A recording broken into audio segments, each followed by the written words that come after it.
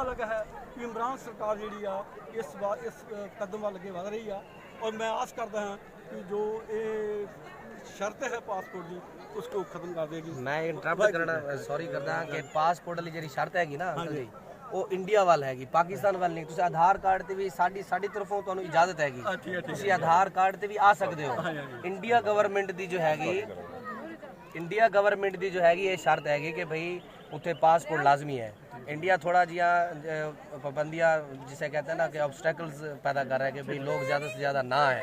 अब देखें 5000 लोगों ने आना था, लोग कम आ रहे हैं। तो हमारी तरफ से आप आधार कार्ड जो बेस चल रहा है ना, जो बेस चल रहा है वो तो दोनों सेंटर जो एग्रीमेंट हुआ था पंजाब सरकार अपने सेंट्रल गवर्नमेंट दिल्ली में और पाकिस्तान जो इमरान जी के मोदी के साथ हुआ था और ये उन्होंने दोनों का एग्रीमेंट हुआ है एक कॉमन एग्रीमेंट होया है भाई पासपोर्ट जो दोनों सरकारां जिहड़ियां ने वो इस नूं मनणगियां ते फिर एक इंशाअल्लाह ताला ये असीं पासपोर्ट दी शर्त ही खत्म कर देनी है इन फ्यूचर। हाँ सोचा हो रहा इसको रोकनी पेगी ये जब शर्त खत्म होएगी और फिर इतनी जिहड़ी है अपनी संगत जिहड़ी आ वो करतारपुर साहिब विच आएगी भाई पाकिस्तान सरकार कोलों ये संगत बिल्कुल शांभी नहीं जाएगी और लंगर मुक जाया करनगे इतनी संगत। वैसे भी बाबा जी तुसी कहते हो कि बाबा जी लंगर नहीं मुक सकता पाकिस्तानी खुले दिल दे बंदे ने तुसी देख सकते हो। नहीं लंगर देखो लंगर की प्रथा जिहड़ी है ना पहली पातशाह जिहड़ी आ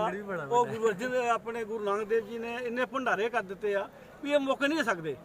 हाँ जी ते ये ते रहिंदी दुनिया तक 20 रुपए का लंगर सी जिहड़ा बाबा नानक जी ने चलाया सी जे किते होर 40 रुपए का लंगर चला देंदे ते लोकां नूं धक्के मार के उन्हां नूं खवालिया करना ही भाई खाओ भी लंगर जिहड़ा वो वेस्ट जा रहा वो 20 रुपए का लंगर जिहड़ा है वो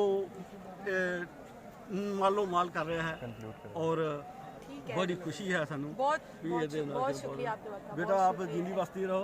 हाँ जी इस तरह प्यार मोहब्बत बनया रहे।